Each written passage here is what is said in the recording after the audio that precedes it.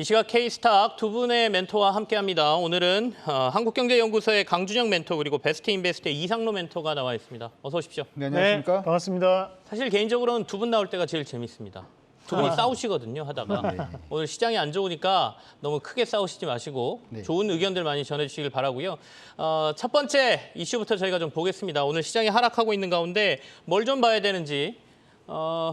최근에 52주 신저가 기록하는 종목들 굉장히 많죠. 워낙 안 좋다 보니까. 특히 개인 투자자들이 많이 투자한 종목들의 52주 신고가가 많이 나오고 있어서 사실은 굉장히 좀 안타깝거든요. 그중에 하나가 이제 뭐 삼성전자일 테고 대표적인 게 카카오, 뭐 네이버 이런 종목들인데 이 얘기를 좀 하겠습니다. 왜 개인들은 꼭 투자하면 이렇게들 52주 신저가로 가고 수익률이 안 좋을까요? 우리 강준영 멘토부터 얘기를 좀 해주시죠. 사실 이제 이거는 시장에서 매매 형태가 일단 좀 그런 부분도 있지 않을까라고 생각이 드는데, 첫 번째는 우리가 보통 이제 개인 투자자들이 매도를 할 때 시장가로 매도 하시는 분들은 많지는 않습니다. 네네. 보통 이제 지정가로 매도를 많이 하시다 보니까 외국인들이나 기관들이 던지는 물량을 그냥 밑에서 받아가시는 그런 경우가 많고, 외국인과 기관들이 그렇기 때문에 탈출할 때 받아가는 물량이 많다 보니까 종목들이 단기적으로 수익이 좀 안 나는 경우가 하나가 있고요. 두 번째로는 보통 개인들이 이제 관심을 가지는 종목군들은 저점 대비해서 굉장히 좀 많이 상승한 종목을 보통 관심을 가지는 경우가 많죠. 왜냐하면 여러 매체에서 종목이 보통 이제 저점 대비해서 50%, 60%, 70%, 많게는 100% 이상 상승했을 때부터 시작을 해서 시장에서 얘기가 많이 나오다 보니까 그때 보통 접근하는 경우가 많아서 개인들이 외국인 기관보다는 좀 수익률이 좀 적지 않을까 이렇게 생각이 들고요. 그러면 돌려서 생각을 해보면 이제부터 나는 주식을 밑에서 그냥 받기보다는 가는 종목들 쪽으로 시장가로 매수하는 그런 식의 타이밍을 한번 노려보겠다라고 생각을 바꾸셔서 한번 보시든지, 아니면 정보를 계속해서 보시다가 처음 정보가 나오고 난 다음에 종목을 한번 올라타겠다 이렇게 생각을 하시면 수익 나시는 데 좀 도움이 되지 않을까 싶고, 오늘 시장이 굉장히 안 좋습니다만은 저번 주에 우리 나스미디어 얘기를 한번 했었잖아요. 네네. 그 종목 같은 경우에는 시장 바닥에서 처음 돌다 보니까 오늘 같은 이런 굉장히 좀 힘든 장에서도 힘을 내주는 그런 부분이 일단 있는 것 같습니다. 방송 중에서 그런 팁들을 좀 많이 드리도록 할 테니까 시장이 힘들다라고 해서 포기하지 마시고 끝까지 일단은 방송을 시청해 주시면 좋을 것 같습니다. 뭐 분명 지수가 안 좋더라도 개별 종목의 흐름은 또 다릅니다. 그래서 사실은 지수가 좋고 안 좋고보다는 내가 가진 종목의 수익률이 더 중요하죠. 그래서 어떤 종목을 투자하느냐, 어떤 종목을 찾아내느냐가 가장 핵심이니까 두 분의 멘토가 하시는 말씀도 참고하셔서 좋은 종목들 고르는데 이 시간이 좀 도움이 되셨으면 하는 바람을 갖습니다. 방금 전에 강준영 멘토가 말씀하실 때 두 개의 속보가 나왔어요. 속보 하나는 정부가 이제 실내에서도 마스크 벗는 걸 추진하겠다. 이번 주 내에 발표할 것 같다라는 얘기가 하나 나갔고요. 그다음에 하나가 더 중요할 것 같은데, 하는 총재가 그 금리 인상의 전제가 바뀌었다라는 얘기는 그간 미국이 이 정도까지 올릴 거니까 우리도 이 정도만 올리면 될 거다라고 생각했던 걸 이제 좀 바꿔야 되겠다라는 의사를 밝힌 거거든요. 그래서 아마도 다음 달 있을 금통위에서도 우리도 빅스텝을 가야 되지 않을까, 또는 그보다 더 높은 스텝을 밟아야 되는 상황이 됐다라는 걸 시장에 은근히 알려준 거다라고 봐야 될 것 같습니다. 앞으로 국내 금리도 조금 더 많이 올라갈 거다, 이렇게 보고 저희가 시장 전략을 짜는 게 맞을 것 같은데, 이상로 대표도 방금 전에 이제 그 개인들의 매수 상위 종목들 쭉 보셨지 않습니까? 그걸 보시면서 요즘은 어떻게들 주변 분들 또는 투자자분들에게 조언을 해주고 계신가요? 일단 이렇게 이제 크게 손실을 보시는 유형들이 지금 현재 시장에서 두 가지 정도로 분석을 해볼 수 있는데, 하나는 이제 유동성이고 하나는 이제 투자 심리, 대중들의 투자 심리라고 볼 수 있는데요. 우선 이제 유동성적인 측면에서 지금 현재는 이제 주도주가 계속적으로 이제 줄어들고 있는 상황이죠. 주도주가 줄어드는 가장 큰 이유는 결국 유동성이 줄어드는 그런 양상들이고, 현재 우리 개인 투자자분들이 많이 매수를 했던 종목군들의 공통점이 한 가지가 있습니다. 그게 바로 기술주라는 거거든요. 우리가 이 기술주라는 것은 결국 성장성에 대한 프리미엄을 주고 난 다음에 주가에 대해서 거기서 밸류업이 이루어지는 그런 종목군들을 뜻할 수 있는데, 현재는 유동성이 줄어들다 보니까 이런 많은 기술주 중에서 좀 더 보수적 관점으로 두 개 다 못 사는 상황이 발생한다는 거죠. 예전 같으면 돈이 넉넉할 때는 SK하이닉스도 사보고 삼성전자 살 수 있다, 뭐 이런 상황이라 지금은 둘 중 한 개를 선택해야 되는 상황들이거든요. 그만큼 유동성이 줄어들다 보니까 이런 기술주들에 대한 하락이 큰 폭의 하락세가 나타나고 있는 거고, 또 한 가지는 이제 우리가 이 밴드웨건 효과에 대한 부분을 좀 부작용이라고 좀 봐야 되는데 무슨 효과요? 밴드웨건 효과. 네, 대중들이 대부분의 종목군들을 선택할 때는 휘파람 부는 쪽으로 쫓아가게 됩니다. 그러면 뭔가에 대한 가치적인 종목군들을 이제 발굴하거나 그 종목을 저가에서 매수를 하는 것이 아니라 이런 매스컴을 통해 가지고 많은 보도가 되는 종목군들, 이런 기업에 나도 투자를 하면 나도 수익이 나지 않을까? 이런 생각을 처음 진행할 때는 종목군들이 한 번 더 오르는 것을 보지만 두 번째 다시 한번 그 생각하고 접근할 때는 이미 꼭지에 대한 확률이 대단히 높게 형성될 때가 많거든요. 그러면 좋은 것은 쉽게 얻을 수 없다고 하죠. 네. 그만큼 좋은 것을 매스컴을 통해서 이 종목이 좋다고 많은 보도들이 나오다 보니까 나도 이거 한번 사봐야지. 그때는 이미 상당히 과열되는 양상들이 나타날 수밖에 없다고 봐야 됩니다. 그래서 우리가 그런 것들을 양띠 효과라 하죠. 양들이 보면 한쪽에 확 몰려가면 뒤에 있던 양들을 쫓아가게 되거든요.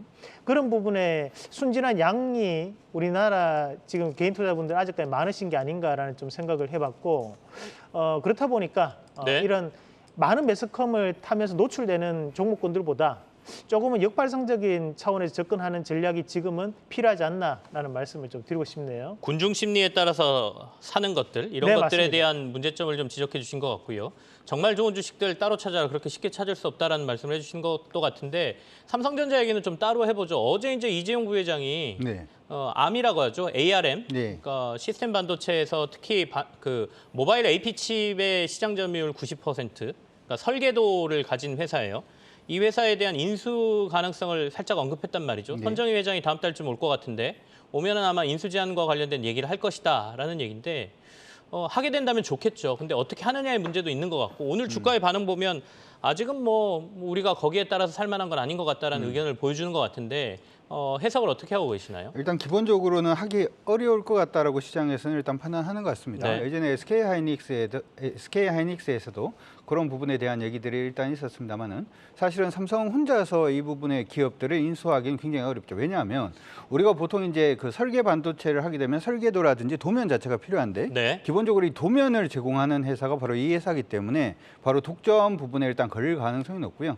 그래서 시장 일각에서는 삼성 혼자 하지 않고 인텔이라든지 여타 다른 기업들하고 같이 연합을 해서 할 가능성이 있지 않을까 이렇게 생각은 하고 있는데 여전히 그 부분은 일단은 시장 안에서는 뭐 되면은 굉장히 좋은 겁니다만은 일단 그냥 되기는 사실 조금 어렵지 않을까 이렇게 생각이 들고 개인적으로 요즘 이제 미국이 반도체에 대해 가지고 굉장히 좀 신경을 많이 쓰고 있어요. 알게 네네. 모르게 인텔이 지금 미국 본토에도 이제 투자를 좀 많이 하고 있고 정부를 등에 업고 유럽 쪽에서도 지금 투자를 많이 하고 있기 때문에 이게 미국 쪽하고 공조가 되면 일단 될 가능성은 높다 이렇게 생각을 하시면 좋을 것 같습니다. 그런데 제가 이 얘기는 하나 해드리고 가고 싶어요. 아까 우리 개인들 종목들 네. 얘기를 한번 했었잖아요. 근데 그 반도체 같은 경우에는 우리 가만히 한번 생각을 해볼게. 미국의 반도체 관련된 공장을 엄청 많이 짓는다라고 얘기를 하고 있어요.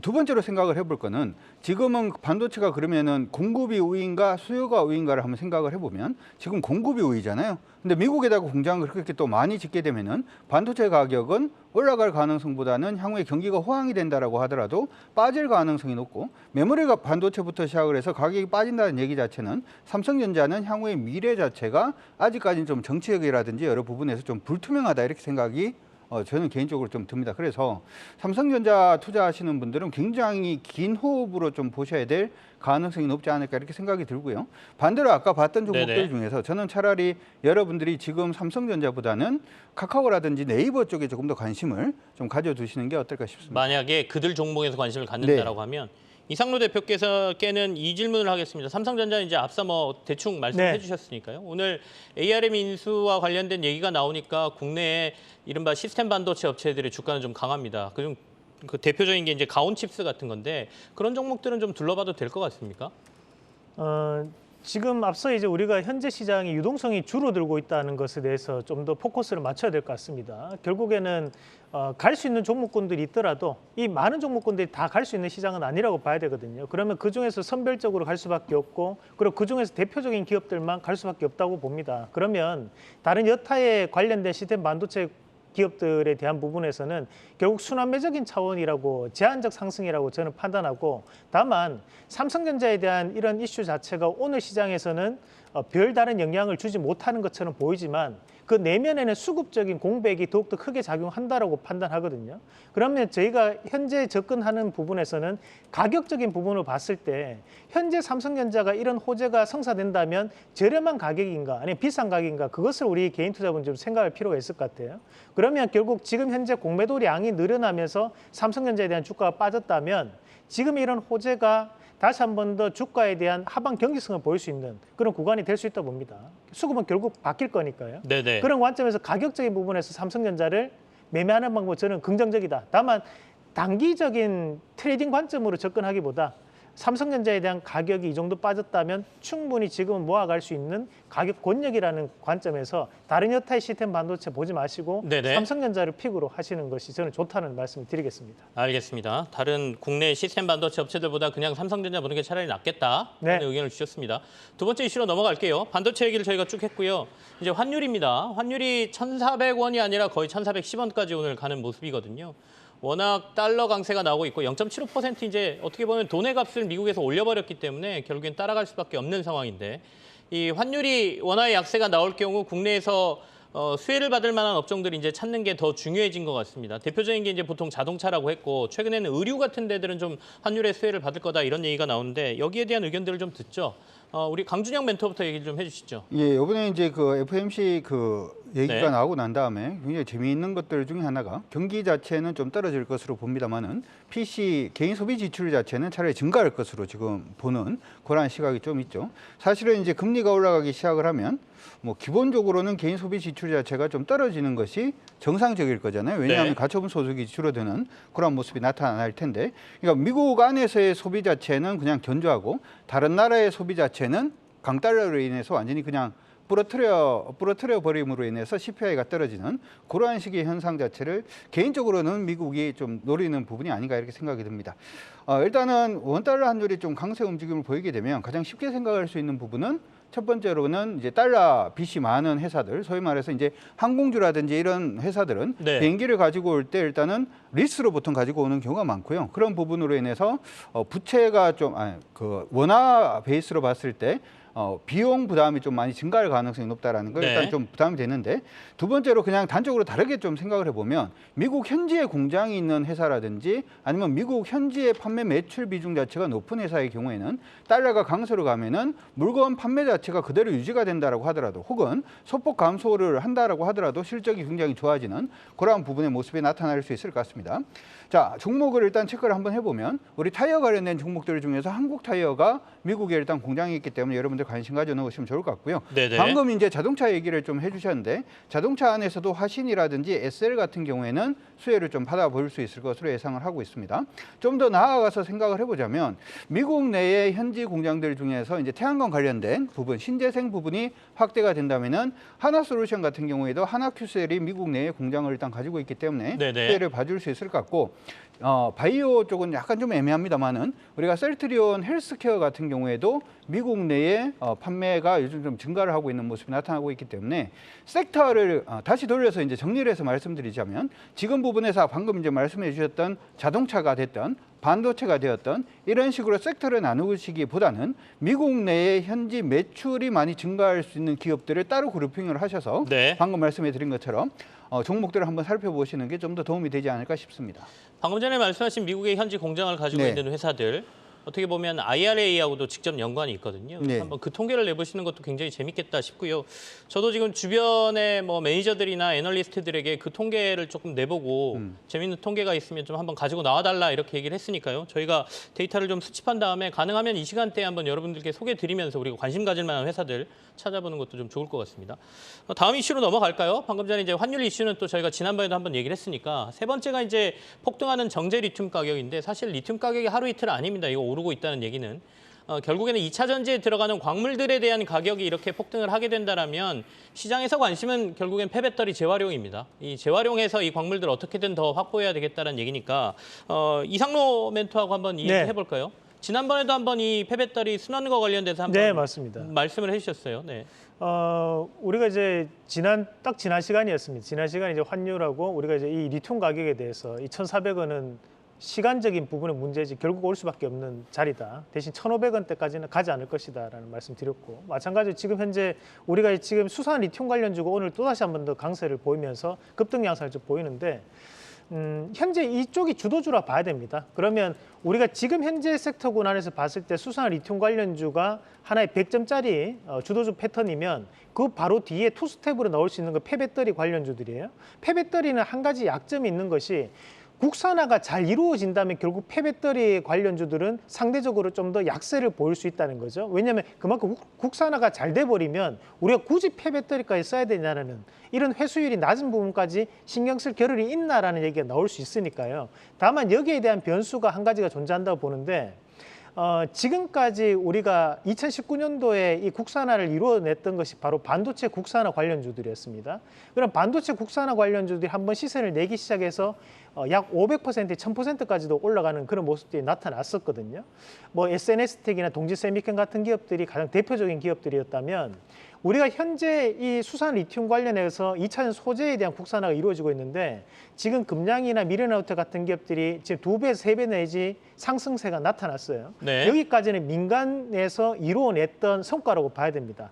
다만 여기에서 좀 더 강한 드라이브를 걸기 위해서는 정부에 대한 정책적인 지원이 들어가줘야 돼요. 우리가 반도체에 대한 국산화를 이루어냈을 때 정부의 재정적인 정책 지원이 상당 부분 이루어냈거든요. 그러면서 주가가 밸류업이 이루어졌던 것처럼 지금 이런 수산 리튬 관련해서 반도체 국산화를, 그 2차전 소재 국산화를 이루어내는 기업들이 정부 정책이 언제쯤 다시 한 번 더 발표가 될 것인지를 좀 더 주목할 필요가 있고, 지금 현재 상황으로서는 정고점의 부근에서 횡보권 내지 뭐 약간의 뭐 상승과 하락을 반복할 수 있는 네네. 그런 양상이 좀 벌어질 수 있기 때문에 지금 보유하지 않고 계시는 분들은 관망에 대한 부분, 그리고 약간은 광산이라든지 광물 관련된 종목군들을 저가에서 한 번 더 매수해보는 전략, 그렇게 짜드리도록 하겠습니다. 결국엔 광산 광물은 2차 전지와 관련된 네. 광산 광물이겠죠. 네, 그리고 맞습니다. 수산화 리튬 관련주들, 그리고 그 다음은 이제 폐배터리 관련주들, 이렇게들 좀 관심 가져보자. 근데 폐배터리보다는 광산 관련주들에 더 관심을 가질 네, 필요가 맞습니다. 있다라는 말로 저희가 정리를 해보겠습니다.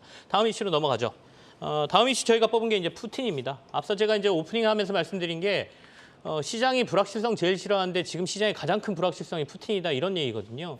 지금 서방을 압박하고 있지 않습니까? 우리 계속 이렇게 하고 전황이 안 좋아지면 지금 뭐 전쟁 동원령도 내리고 있고 핵 버튼도 누르겠다 뭐 이렇게 압박을 하고 있거든요. 근데 가만 생각해 보면 이 사람이 정상적이라면 안 누를 것 같은데 지금 현재 상황이 비정상적이어서 확 눌러버리면 어떡하지라는 불안감이 생기는 거죠.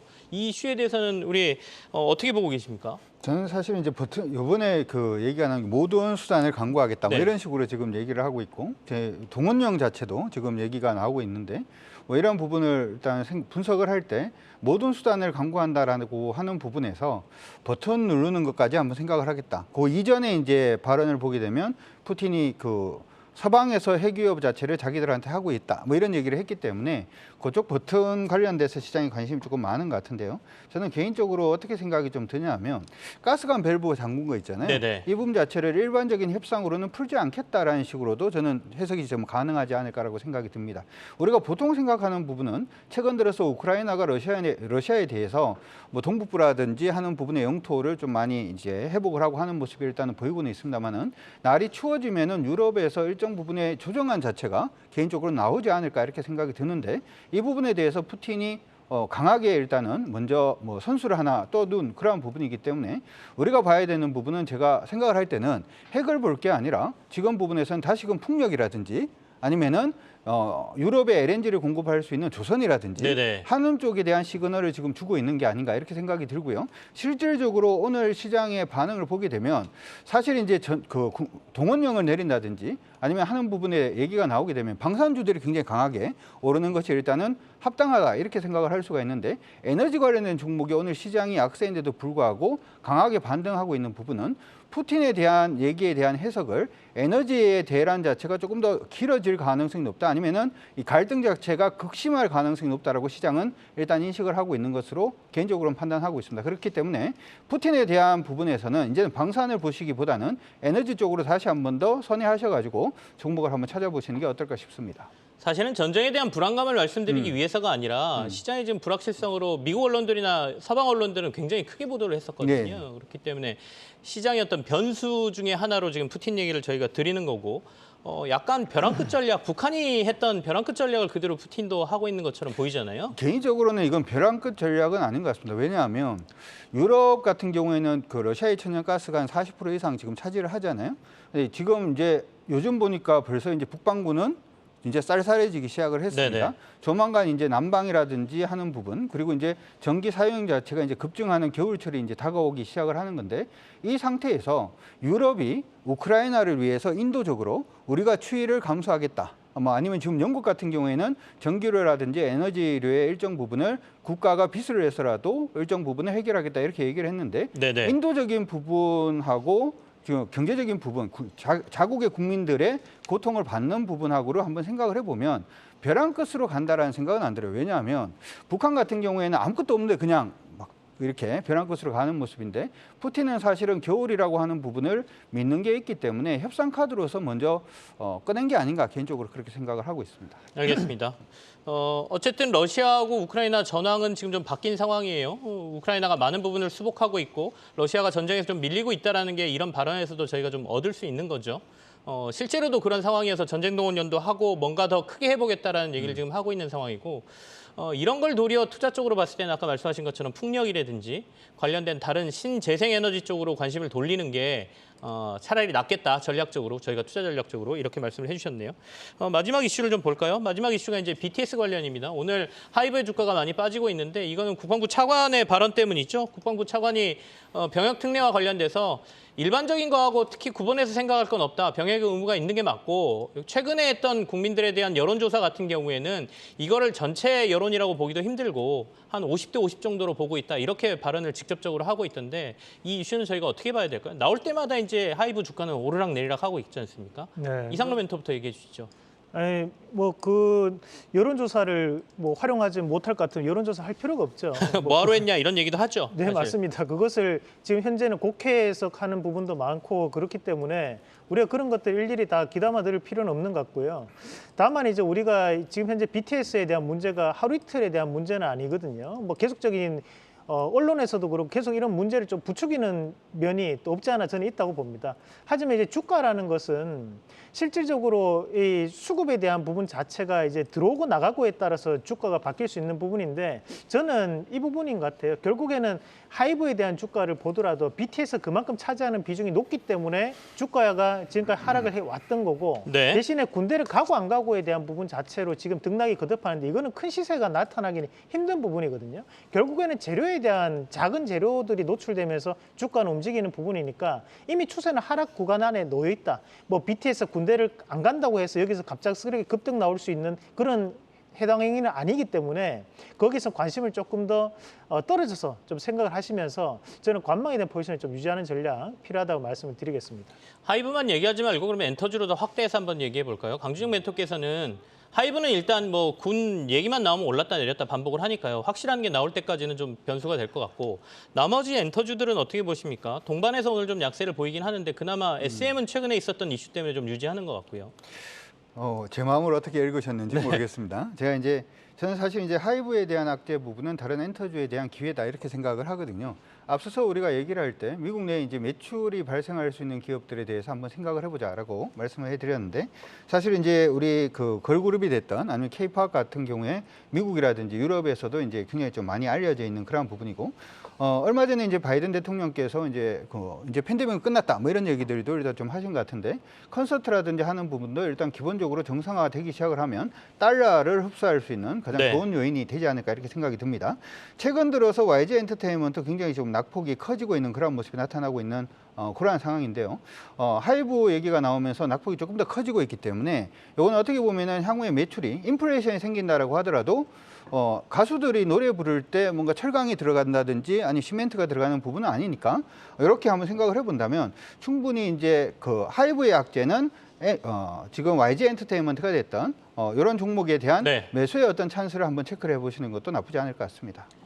이상로 멘토께서 하실 말씀 있으신 것 같은데 여기서 얘기 많이 하시면 이따가 관심주 얘기 길게 못 하십니다. 빨리 말씀해 주십시오. 네. 조금 짧게 답변드리면 우리가 2010년도, 2011년도가 지금 다시 한 번 더 돌아오고 있는 그런 양상이라 보는데요. 2010년도, 11년도에 우리가 소위 바카라 장세라고 얘기했습니다. 그 바카라 장세라고 얘기할 때 게임주들이 올랐고요. 그리고 이제 카지노 관련주들이 올랐고 백화점 관련주 올랐고 그리고 엔터주들이 올랐었거든요. 지금 현재 그런 상황으로 다시 한 번 더 돌아가고 있는 그런 양상이라 보고 그 위에 그 종목군들을 좀 더 집중해서 보신다면 좀 더 성과를 보이지 않을까 그렇게 정리를 해드리겠습니다. 알겠습니다. 자, 그러면 두 분이 오늘 가져오신 관심주 보는 시간으로 들어가겠습니다.